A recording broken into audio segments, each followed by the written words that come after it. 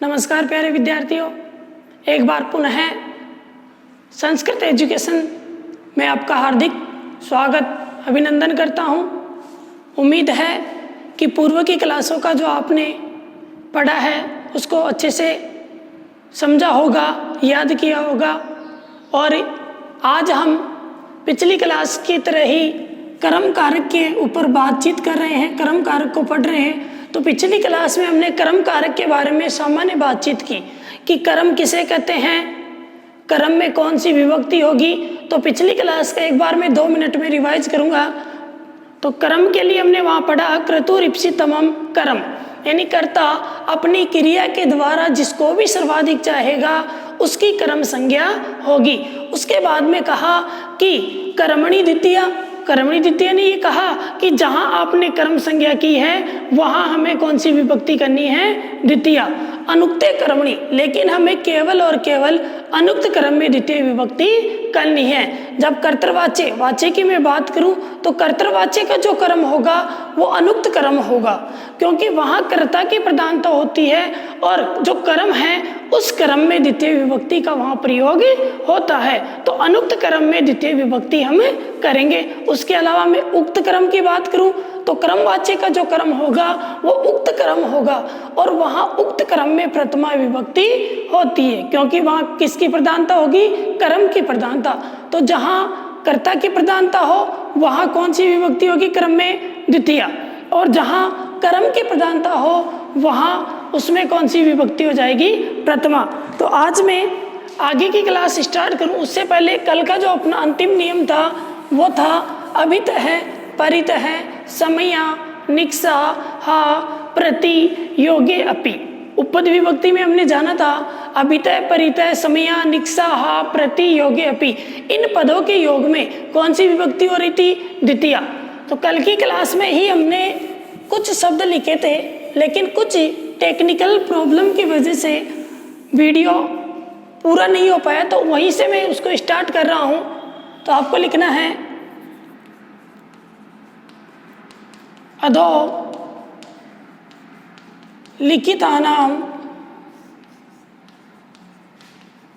पदानां योगे अपि द्वितीय विभक्ति भवति। अधोलिखितानां पदानां योगे अपि द्वितीय विभक्ति भवति। अब मैं कुछ पद लिख रहा हूं यहाँ, उन पदों के योग में भी कौन सी विभक्ति करेंगे, द्वितीय। आप भी सीधे ऐसे ही लिखते जाएं। उभयतः,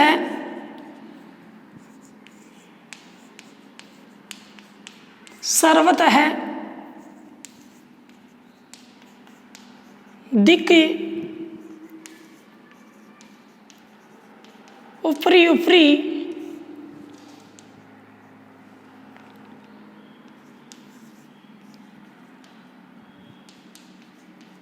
अधो अधः,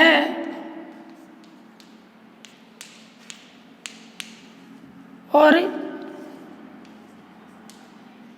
अद्य अधिः। यानी जब किसी भी वाक्य में इनका प्रयोग हो, जैसे उभयतः, सर्वतः, दिक्, ऊपरी ऊपरी, अद्योदः और अद्य अधि, तो वहां पर हम इनके योग में भी कौन सी विभक्ति का प्रयोग करेंगे, द्वितीय विभक्ति का। उभयतः यानी होगा दोनों ओर, उभयतः यानी क्या होगा बेटा, दोनों ओर। सर्वतः यानी सभी ओर, सर्वतः यानी सभी ओर। दिक् यानी धिक्कार अर्थ में इसका प्रयोग करते हैं, धिक्कार। ऊपरी ऊपरी यानी ऊपर ऊपर, यानी ऊपर ही ऊपर। अधोअधः यानी सबसे नीचे, सबसे नीचे। अद्य अधि यानी अंदर ही अंदर। जब किसी वाक्य में इनका प्रयोग होगा तो वहां हम द्वितीय उपपद विभक्ति करेंगे। उदाहरण से मैं आपको समझाऊं, राजमार्गम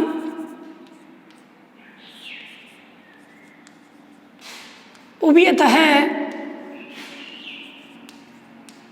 वृक्षः सन्ति। राजमार्ग के उभयतः यानी दोनों ओर क्या है, वृक्ष हैं। तो यहाँ उभयतः पद के योग में कौन सी विभक्ति का प्रयोग हुआ है, द्वितीया का। उसके बाद में सर्वतः है, सर्वतः के लिए हम वाक्य प्रयोग करें, ग्रामम सर्वतः क्षेत्राणि सन्ति। ग्रामम सर्वतः क्षेत्राणि सन्ति। तो वाक्य में सर्वतः के योग में कौन सी विभक्ति हुई, द्वितीया, यानी गांव में सभी और क्या है, क्षेत्र है। उसके बाद में धिक्कार, दिक का प्रयोग करेंगे हम। धिक्कार अर्थ में दुष्टम दिक, दुष्ट को क्या है, धिक्कार है। दुर्जनम दिक, दुर्जन को धिक्कार है। यहां दिक के योग में कौन सी विभक्ति हुई, द्वितीया। उसके बाद में ऊपरी ऊपरी यानी ऊपर ही ऊपर, लोकम ऊपरी ऊपरी सूर्य है, अस्ति लोक के ऊपरी ऊपर क्या है, सूर्य है। अब देखिए ऊपरी ऊपरी जब हम पढ़ेंगे तो वहां हम षष्ठी विभक्ति में भी पढ़ेंगे इसको, तो वहां पद अलग होगा, वहां षष्ठी होगी। ऊपरी और ऊपरी दोनों वहां अलग अलग होंगे, लेकिन ऊपरी ऊपरी आता है तो हम कौन सी विभक्ति करेंगे, द्वितीया। उसके बाद में है अधो अधः यानी सबसे नीचे। उदाहरण देखें इसका, भूमि अधो अधः, जलम अस्ति। भूमि के सबसे नीचे क्या है, जल है। उसके बाद में अद्य अधि यानी अंदर ही अंदर, लोकम अद्य अधि ही ईश्वर है अस्ति। लोक के अंदर कौन है, ईश्वर है। तो वाक्य में यहाँ अधः अधि के योग में कौन सी विभक्ति हुई, द्वितीया। और यहाँ अधोदय के योग में, ऊपरी ऊपरी के योग में और दिक के योग में, यानी जहां पर भी वाक्य में उभयतः सर्वतः दिक ऊपरी ऊपरी अधोदय और अद्य अधि इनका योग दिखाई दे तो वहां पर इन पदों के योग में हम कौन सी विभक्ति करेंगे, द्वितीय विभक्ति। क्लियर है। आप यहाँ मोबाइल से स्क्रीनशॉट ले लें ताकि आप इसको आसानी से लिख सके। बाकी जो है पीडीएफ भी हम उपलब्ध करवा रहे हैं। इसके बाद में अगला अपना नियम आता है अधिसिंगस्तासाम कर्म। ले लिया होगा शायद आपने स्क्रीनशॉट।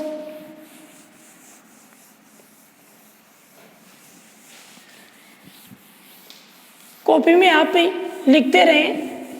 एक दो रोज में हम व्हाट्सएप ग्रुप के माध्यम से उनको भी जांचने का प्रयास करेंगे। आपकी कॉपी की जो फोटो है वो व्हाट्सएप ग्रुप के माध्यम से आपसे मंगवाई जाएगी। उसके बाद में अगला अपना नियम है ग्रंथकार के द्वारा लिखा गया अधि सिंगस्थासाम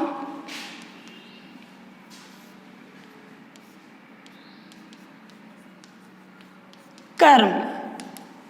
अधि सिंगस्तासाम कर्म। एक बार हम सूत्र की वृत्ति देखते हैं। वृत्ति कहती है अधि पूर्वाणाम एसाम आधार है कर्म संज्ञा स्यात्। सूत्र की वृत्ति को आप समझे। अधि पूर्वाणाम एसाम आधार है कर्म संज्ञा स्यात्। देखिए सूत्र ने कहा अधि पूर्वाणाम यानी अधि उपसर्ग के पहले, एसाम यानी इन। अब यहाँ एसाम कौन कौन, ये धातु है यहाँ सींग, स्ता और आस। यानी अधि उपसर्ग पूर्वक ही ऐसा में इन धातुओं के आधार की कौन सी संज्ञा होगी? कर्म संज्ञा। अधि उपसर्ग पूर्वक ही सींग, इस्ता और आस धातु के होने पर इन धातुओं का जो आधार है उस आधार की भी कर्म संज्ञा हो जाएगी। और जहां कर्म संज्ञा होगी वहां हम कौन सी विभक्ति का प्रयोग करेंगे? द्वितीया का। सूत्र का भावार्थ लिखे, अधि उपसर्ग पूर्वक सींग, सींग धातु का प्रयोग सोने अर्थ में, ब्रैकेट में हम लिख लेंगे सोना, इस्ता ठहरना, आस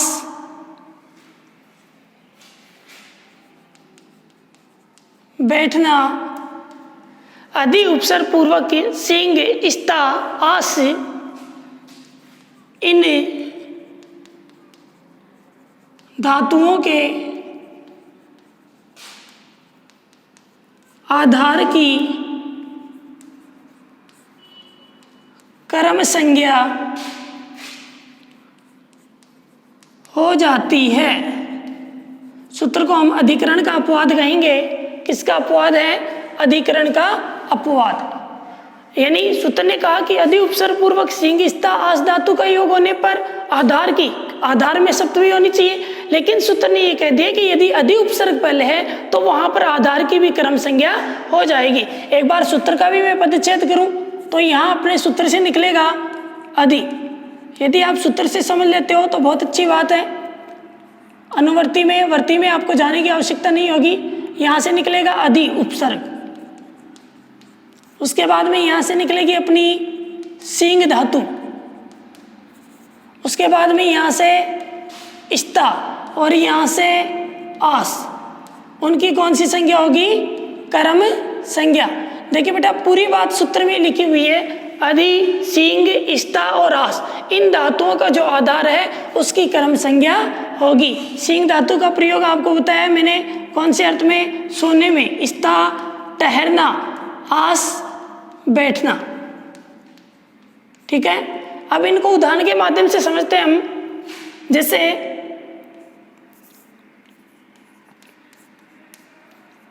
हरि वैकुंठम अधि तिष्ठति। हरि वैकुंठ में अधि तिष्ठति बैठता है, तो यहाँ उस धातु के पहले क्या है? अधि उपसर्ग है। और यदि मैं यहाँ से अधि उपसर्ग को हटा दूं तो यहाँ कौन सी विभक्ति हो जाएगी? सप्तमी। जैसे ही आपको धातु के पहले कौन सा उपसर्ग दिखाई दे? अधि उपसर्ग। कौन कौन सी धातु? सींग, इस्ता और आस। इन धातुओं के पहले यदि आपको अधि उपसर्ग दिखाई देता है तो वहाँ धातु के आधार की जो आधार है कर्ता का, उस आधार की कौन सी संज्ञा होगी? कर्म संज्ञा। अगला उदाहरण देखें, मोहन है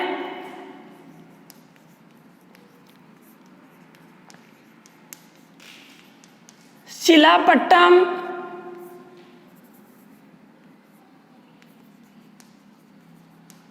अध्यासते। मोहन शिलापट्ट पर ही अध्यासते यानी बैठता है। यदि मैं इसी उदाहरण में कह दूं अधिसेते सोता है, सींग धातु का प्रयोग हो गया ना, यानी अधि उपसर्ग पहले और उसके बाद में कौन सी धातु का प्रयोग हो रहा है? सींग का। तो यहाँ शिलापट्टम में कौन सी विभक्ति का प्रयोग हो गया? द्वितीय विभक्ति। उसके बाद में हम कह दे इसी उदाहरण में अधि तिष्ठति बैठता है, अधि तिष्ठति। एक ही उदाहरण में मैंने तीनों धातुओं का प्रयोग किया है। तो जब एग्जाम में आपसे पूछा जाए ऐसा वाक्य जैसे मोहन है शिलापट्टम अध्यासते, कारण सहित वहां आपको विभक्ति बतानी है, तो आपको ऐसे नहीं लिखना है अध्यासते योगे द्वितीय विभक्ति, अधिशेते योगे द्वितीय, अधितिष्ठति योगे द्वितीय। आपको कारण लिखना है। जैसे में अधिशेते है तो आपको वहां लिखना है अधि उपसर्गी पूर्वक। कौन सी धातु के योग में? सींग। अधि उपसर्ग पूर्वक सींग धातु योगी। कौन सी विभक्ति बताओगे? द्वितीय। अधि उपसर्ग पूर्वक सींग धातु योगे द्वितीय विभक्ति। अधि उपसर्ग पूर्वक आस धातु योगे द्वितीय। अधि उपसर्ग पूर्वक स्था धातु योगे द्वितीय। उसके बाद में नृप है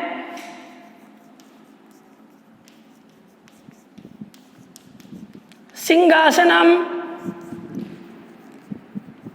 अध्यासते, राजा सिंहासन पर अध्यासते यानी बैठता है, आधार है ना उसके बैठने का। लेकिन यहाँ कौन सी धातु मिली हमें? आस धातु। और आस धातु से पहले हमें कौन सा उपसर्ग दिखाई दिया? अधि। देखिए यहाँ यण संधि का प्रयोग करके वाक्य बनाया है, अधि धन आस। ई के स्थान पे ये आदेश हो गया इको यंची के द्वारा और अध्यास्ते रूप बना है। तो अधि उपसर्ग पूर्वक आस धातु के होने पर सिंहासनम में कौन सी विभक्ति हुई है? द्वितीय। उसके बाद में अन्य उदाहरण में देखूं, शिव है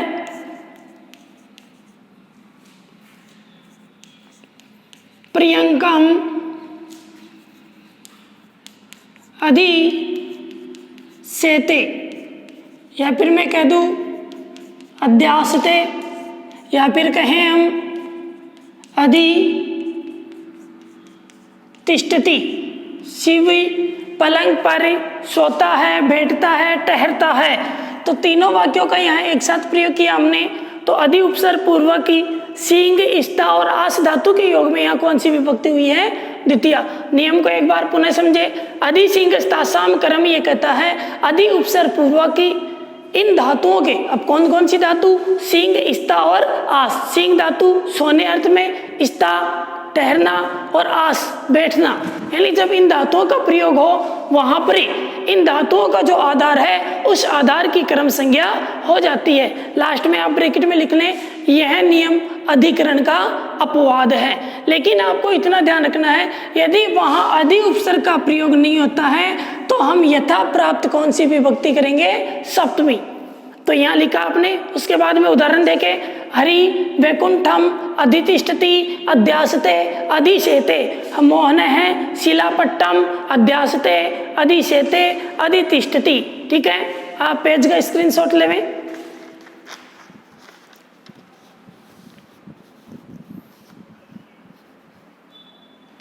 उसके बाद में अगला अपना नियम है अभी निविशश्च, ले लिया होगा।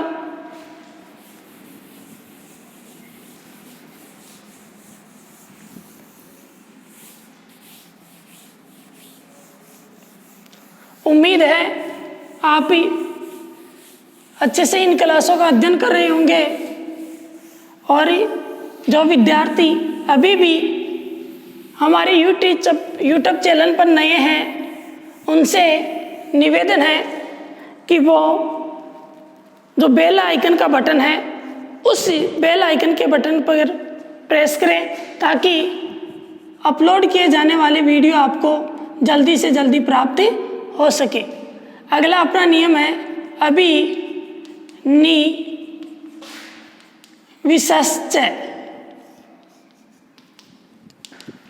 देखिए सूत्र को ही समझे आप एक बार। यहाँ से निकलेगा अपना अभी और यहाँ से नी। इन दोनों उपसर्गों के पूर्वक कौन सी धातु हो? विष धातु। और विष धातु का अर्थ होता है प्रवेश करना। अभी और नी उपसर्ग पूर्वक की विष धातु के होने पर च का मतलब पूर्व वाला जो सूत्र हमने पढ़ा है उसकी अनुवर्ती हमें लेनी है।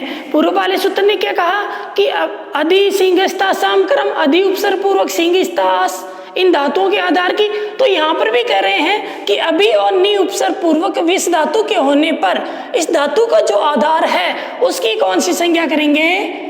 क्रम संज्ञा।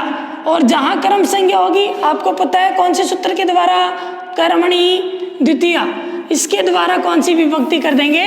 द्वितीय विभक्ति। ठीक है, लिखे आप अभी निविशश्च।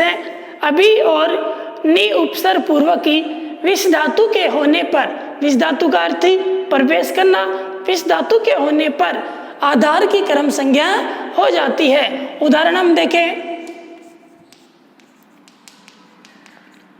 बालक है सन्मार्गम अभी निविष्टे। बालक की सन्मार्ग में यानी अच्छे मार्ग में क्या करता है, प्रवेश करता है। तो यहां पर ही कौन सी विभक्ति हुई, द्वितीय। सह कुमार्गम अभी निवेश है, वह कुमार्ग में प्रवेश करता है। सा बालिका सन्मार्गम अभी निविशते, या फिर हम ये भी कह सकते हैं अभी निवेश है। कौन सी धातु का प्रयोग हो रहा है यहाँ, अभी उपसर्ग पूर्वक अभी और नी, उपसर्ग पूर्वक कौन सी धातु हुई, विष धातु। और यहाँ विष धातु का अर्थ क्या है, प्रवेश करना। तो धातु के आधार की कौन सी संज्ञा हो रही है, क्रम संज्ञा। सूत्र को आप लिखे, स्क्रीनशॉट ले, ताकि आप आसानी से समझ सके। उसके बाद में अगला अपना नियम है उपान वद्यांग वस है, बहुत इंपॉर्टेंट नियम है।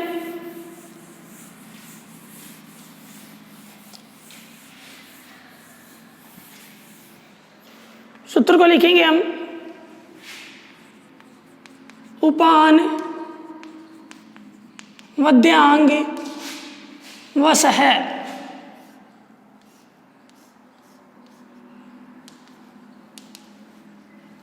एक बार मैं सूत्र का पदच्छेद कर रहा हूं। यहां से निकलेगा अपना उपे उपसर्ग, उसके बाद में यहां से निकलेगा अनु, यण संधि का प्रयोग हुआ। उसके बाद में यण संधि का पुनः प्रयोग हुआ, अधि उपसर्ग, और यहां से आंग। अब देखिए सूत्र में उपी, अनु, अधि और आंग, इन उपसर्गों के पूर्वक कौन सी धातु हो, वस धातु। वस धातु यानी रहना, वसना, रहना। तो इसी वस धातु के आधार की कर्म संज्ञा हो जाती है। सूत्र की वृत्ति भी हमने ले ली है, साथ ही उपी, अनु, अधि, आंग, इन उपसर्गों के पूर्वक कौन सी धातु हो, वस धातु। तो वस धातु का जो आधार है, जैसे मैं कहूं सुरेश जयपुर में रहता है, तो वहां यदि उस धातु के पहले उपी, अनु, अधि, आंग ये उपसर्ग आ रहे हैं, कोई सा भी एक उपसर्ग हो सकता है, तो वहां पर ही उसका आधार क्या है, जयपुर है। तो वहां उस जयपुर में भी कौन सी विभक्ति हो जाएगी, द्वितीय। लेकिन आपको ध्यान ये रखना है कि उपसर्ग होना चाहिए कौन कौन सा, उपी, अनु, अधि और आंग। लिखे आप ही, उपी, अनु, अधि, आंग उपसर्ग पूर्वक ही वस धातु के रहने पर, उपी, अनु, अधि, आंग उपसर्ग पूर्वक की वस धातु के रहने पर इनके आधार की कर्म संज्ञा हो जाती है। उदाहरण से हम समझे, सुरेश हैं जयपुरम उपवसति। अब देखिए यहां सूत्र में कहा उप, तो यहाँ कौन सा उपसर्ग है, उप। उसके बाद में कौन सी धातु है, वस धातु। तो यहाँ कारण क्या हो गया, द्वितीय विभक्ति का उप उपसर्ग पूर्वक वस धातु के होने पर यहाँ जयपुरम में कौन सी विभक्ति हुई है, द्वितीय। उसके बाद में महेश है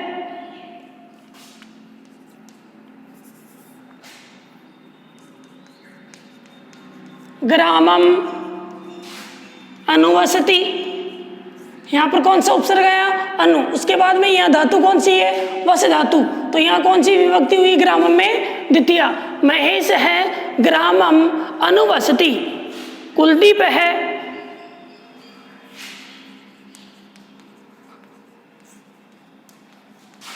गृहम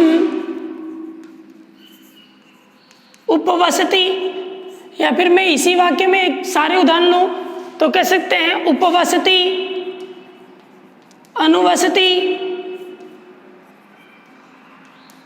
अधिवसति और आवसति। यानी वाक्य अलग अलग हो सकते हैं, लेकिन आपको वहां पर क्या दिखाई देगा, उप, अनु, अधि और आंग, इन उपसर्गों के पूर्वक क्या हो, कोई भी इन उपसर्गों के पूर्वक जो आधार है उस आधार की कौन सी संज्ञा हो जाएगी, कर्म संज्ञा, और जहां कर्म संज्ञा होगी वहां द्वितीय विभक्ति का प्रयोग करेंगे। अन्य उदाहरण देखें, हरिहि वैकुंठम उपवसति, हरि वैकुंठम उपवसति। ठीक है, आगे नोट लगा करके हम इसका एक अपवाद देखेंगे। जैसे मैं एक उदाहरण लिखूं, इसी नियम का अपवाद, वने उपवसति, वन में उपवास करता है। अर्थ क्या होगा, वन में उपवास करता है। इसी का अपवाद लिखेंगे आप नोट लगा करके।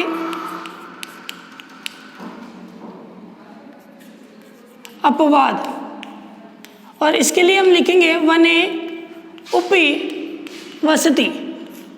अर्थ क्या हो जाएगा, वन में उपवास करता है, वन में उपवास करता है, यानी वन में क्या करता है, भूखा रहता है। अब देखिए यहाँ उप तो है, वस धातु भी है, कौन सी संज्ञा होनी चाहिए थी, कर्म संज्ञा, लेकिन यहाँ वो जो रहने वाला वस है उसका प्रयोग नहीं है। यहाँ कौन सा प्रयोग है, जैसे आप घर पे व्रत वगैरह करते हो, भूखे रहते हो, तो वो वाला उपवास है। यहाँ वन में रह करके वो क्या करता है, उपवास करता है, तो यहाँ द्वितीय विभक्ति का प्रयोग नहीं हुआ। यथा प्राप्त जो आधार की संज्ञा, यथा प्राप्त जो आधार की विभक्ति थी कौन सी, सप्तमी। इसके लिए हम लिखेंगे नियम अभ्युक्त अर्थ से न, नियम लिखेंगे इसका, जिसको सूत्र कहते हैं अभ्युक्त अर्थ से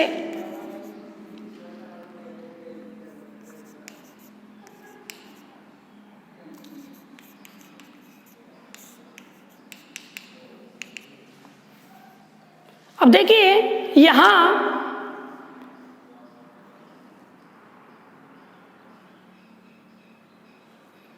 हम कौन सी विभक्ति कर रहे हैं, सप्तमी। सॉरी बेटा, थोड़ा सा गलत हो गया लिखने में। अभ्युक्त अर्थ से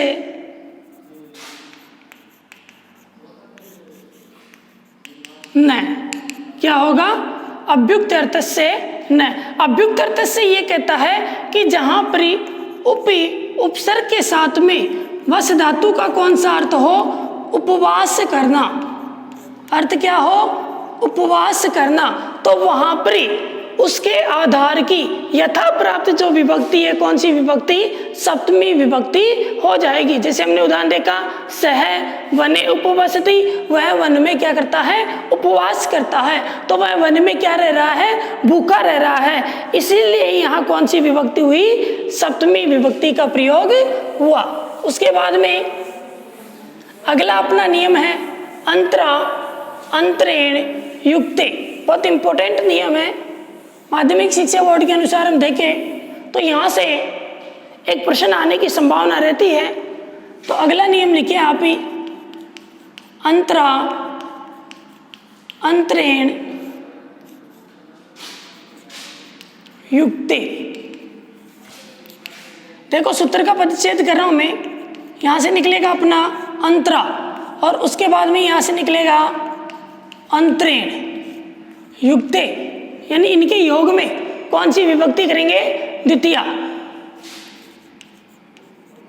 इनके योग में द्वितीय विभक्ति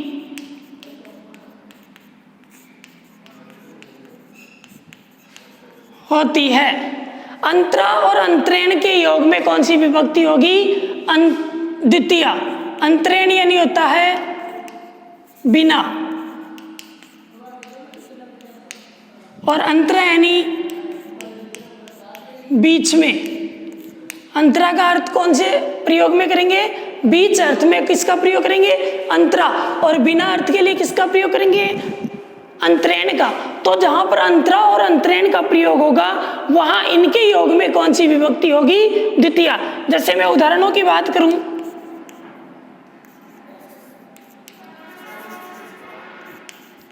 त्वाम, माम, च, अंतरा, देवदत्त है, अस्ति। त्वाम माम च, तुम्हारे और मेरे बीच में कौन है? देवदत्त है। तो यहाँ पर अंतरा के योग में त्वाम और माम में कौन सी विभक्ति का प्रयोग हुआ है? द्वितीया। तुम्हारे और मेरे बीच में कौन है? देवदत्त है। जैसे मैं कहूं वीणा, तो वीणा के लिए अंतरेण को हम पढ़ेंगे प्रदीप है, पुस्तकम, अंतरेण पठति। प्रदीप पुस्तक के बिना ही क्या करता है? पढ़ता है। तो यहाँ अंतरेण के योग में कौन सी विभक्ति हुई? द्वितीया। ये जो बिना है इसको हम पंचमी में भी पढ़ेंगे। प्रत्यक बिना, नाना, विस्तृतिया, अन्यतर श्याम। उस नियम के माध्यम से हम वहां देखेंगे कि प्रत्यक बिना और नाना इन पदों के योग में कौन कौन सी विभक्ति होगी? द्वितीया, तृतीया और पंचमी। तो यहाँ हम बिना पद का प्रयोग भी कर सकते हैं। तो बिना के योग में भी कौन सी विभक्ति होगी? द्वितीया भी होगी, तृतीया भी होगी और पंचमी भी होगी। इसको हम पढ़ेंगे पंचमी विभक्ति में। नियम पढ़ेंगे हम वहां, प्रत्यक बिना, नाना, विस्तृतिया, अन्यत्र श्याम।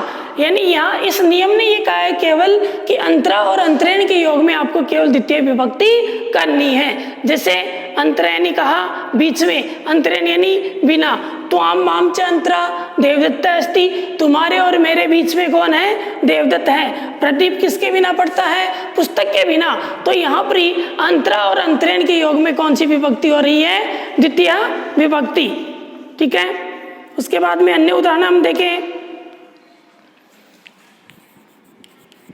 अंतरा त्वाम माम च हरिः अस्ति। अंतरा त्वाम माम च हरि अस्ति। तुम्हारे और मेरे बीच में कौन है? हरि है। तो तुम्हारे और मेरे में कौन सी विभक्ति हो रही है अंतरा के योग में? द्वितीया। अंतरेण हरिम न सुखम।